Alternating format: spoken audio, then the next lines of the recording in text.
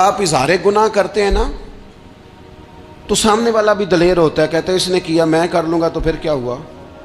ہمارے علماء نے لکھا ہے کسی کی نماز قضا ہو جائے تو کسی کو بتائے نہ، قضا پڑھ ڈالے، اس کا جگہ جگہ ذکر نہ کرے۔ جب آپ کہیں گے نا میری قضا ہو گئی تو آپ کے ساتھ رہنے والا بچہ دوست سمجھے گا یار اس کی قضا ہو گئی یا تو میری بھی ہو جائے گی تو کیا ہوگا۔ گناہ کرنا بھی گناہ ہے اور گناہ کا اظہار بھی گناہ ہے۔ بعض اوقات لوگ ایک طرف توجہ کر کے ایک طرف سے غافل ہو جاتے ہیں، نہ، توجہ ہمہ پہلو رکھنی ہے۔ ہمارے ذمے جتنے بھی حقوق ہیں ان سب پر توجہ، ہر چیز کا خیال، ایسا نہ ہو کہ عبادت کرتے رہ جائیں اور حقوق العباد ہم سے چھوٹ جائیں، اور حقوق العباد اتنے زیادہ ادا کریں۔ ایک صاحب مجھے کہنے لگے ایک دفعہ بڑے وثوق کے ساتھ کہنے لگے جی معاذ اللہ ثم نہیں جی ٹائم ملتا پھر نماز دا کی کریے، روزی کمانا بھی تو عبادت ہے نا۔ تو میں نے کہا آپ نے عبادت کرنا ایک حصہ قبول کیا ہے، آپ نے کل عبادت نہیں قبول کی۔ عبادت کل ہے، ہمہ پہلو، ایک حصہ آپ قبول کر کے نکل گئے اور باقی آپ نے چھوڑ دی۔ تو کسی ایک طرف سے بھی غافل نہیں ہونا، جتنی ذمہ داریاں ہیں، جتنی ڈیوٹیاں ہیں ان سب کا خیال۔ اور جو بڑا آدمی ہوتا ہے، بڑا گھر میں بڑا ہو، قبیلے میں بڑا ہو، علاقے میں بڑا ہو، ادارے میں بڑا ہو، کلاس میں بڑا ہو، جو بڑا ہے اس کی تو ساری آنکھیں کھلی ہوئی ہونی چاہیے، ایک ایک پر اس کی نظر ہونی چاہیے کہ میری کہاں ضرورت ہے، کہاں مجھے اشک شوئی کرنی ہے، کس کے ساتھ میں نے کس طرح محبت کا رویہ رکھنا ہے، غافل نہ بنے۔ اچھا جی اب کیسے پتہ چلے گا کہ ہم غافل ہیں؟ یہ کیسے پتہ چلے گا؟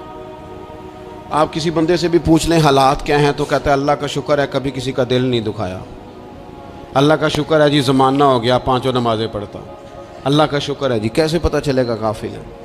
پہلی علامت ہمارے علماء اور صوفیاء نے غافل بندے کی لکھی ہے۔ اس آئینے میں نے اور آپ نے اپنا آپ دیکھنا ہے۔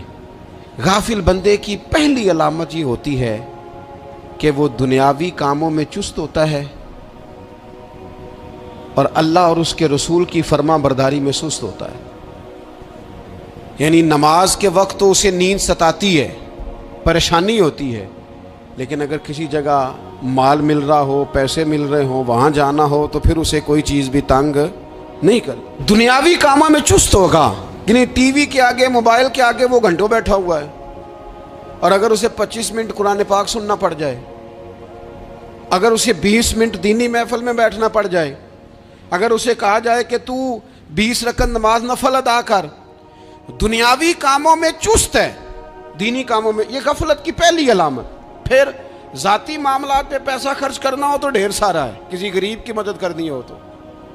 وہ ہمارے ایک دوست ہیں، وہ اکثر کہا کرتے ہیں، وہ کہتے ہیں آج کل کسی سے کہنا فلائی کام میں، دینی کام میں، کسی کی مدد میں کچھ 4 پیسے خرچ کرنے ہیں تو لوگ کہتے ہیں ہاتھ تنگ ہے۔ ہاں کوئی سستا پلاٹ ملتا ہو نا، اور اگر یہ سمجھ آ جائے کہ وہ مجبور ہے بیچارہ بیچنے والا، تو پھر کہتے ہیں میں 2-3 دوستوں کو پھاڑ لے سن۔ ذاتی کاموں میں جب بندہ چست ہو اور دینی کاموں میں سست ہو تو مطلب یہ ہے کہ بندہ غافل ہے۔ پہلی علامت غفلت کی۔ اور غفلت کی دوسری نشانی یہ ہے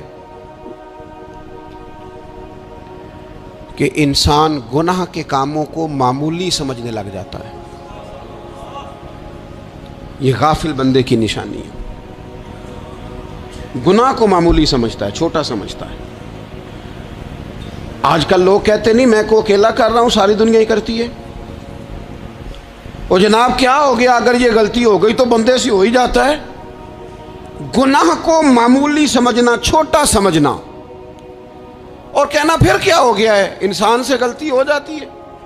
آپ دیکھ لیں کہ سینکڑوں بیسیوں گناہوں کا بوجھ ہمارے سروں پہ ہوتا ہے، لیکن کوئی ہمارا دبدبہ ہے، کوئی ہماری گفتگو ہے، کوئی ہمارے جملوں میں خود پسندی ہے، کوئی ریاکاری ہے، کوئی تصنع ہے۔ یہ غافل بندے کی علامت ہے۔ نبی اکرم صلی اللہ تعالی علیہ وآلہ وسلم نے فرمایا مومن اپنے گناہوں کو پہاڑ کی طرح سمجھتا ہے، یہ بخاری میں حدیث ہے۔ مومن پہاڑ کی طرح جانتا ہے اور وہ ڈرتا ہے کہ کہیں وہ پہاڑ اس کے اوپر گر نہ جائے، یعنی کہیں مجھے میرے گناہ کی سزا نہ مل جائے۔ چھوٹے گناہ کو بھی پہاڑ جانتا ہے، یار مجھ سے غلطی ہو گئی، مجھے ٹھیک کر لینی چاہیے، مجھے معافی لے لینی چاہیے۔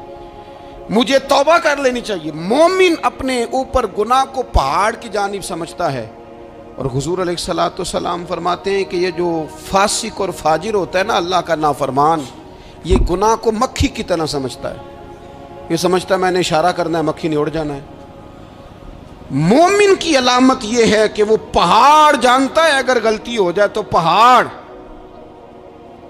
امام اعظم ابو حنیفہ رحمۃ اللہ علیہ گزر رہے تھے تو بارش ہو گئی تھی اور کوفہ میں کیچڑ تھا، تو آپ نے جو جوتے پہنے ہوئے تھے ان جوتوں سے چلتے ہوئے نا آپ کے پاؤں سے کچھ مٹی اڑی، تو سامنے ایک یہودی تھا، اب اس زمانے میں دیواریں کچی ہوتی تھی، اس کے دیوار پر جا کے وہ مٹی جو تھی وہ لگ گئی۔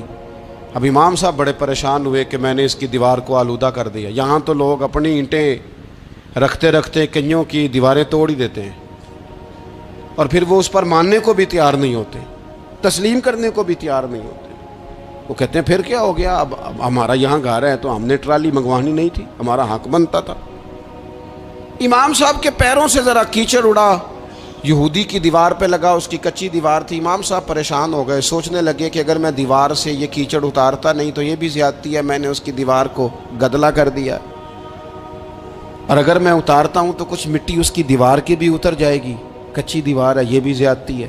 مومن گناہ کو پہاڑ کی طرح سمجھتا ہے کہ کہیں گر نہ جائے، اس کی بھی کہیں سزا نہ مل جائے۔ امام صاحب نے اس کے دروازے پہ دستک دی، وہ باہر آیا تو اتفاق سے وہ آپ کا مقروض بھی تھا، اس نے پیسے دینے تھے۔ باہر نکلتے ہی کہنے لگا اوہو آپ تو قرض لینے آ گئے، میرے پاس تو ابھی گنجائش نہیں ادا کرنے کی۔ تو امام صاحب کہنے لگے تو قرض چھوڑ، وہ میں نے معاف کیا، میرے سے غلطی ہو گئی ہے۔ میں آ رہا تھا، لکڑی کے جوتے اس زمانے میں کھڑاؤں لوگوں نے پہنے ہوتے تھے، کہا وہ میرے پیروں سے ذرا کیچڑ اڑا ہے، تیری دیوار پہ لگ گیا ہے۔ اب میں بڑی دیر سے کھڑا سوچ رہا ہوں کہ اگر میں تیری دیوار صاف نہ کروں تو میں نے یہ میلی کر دی، گدے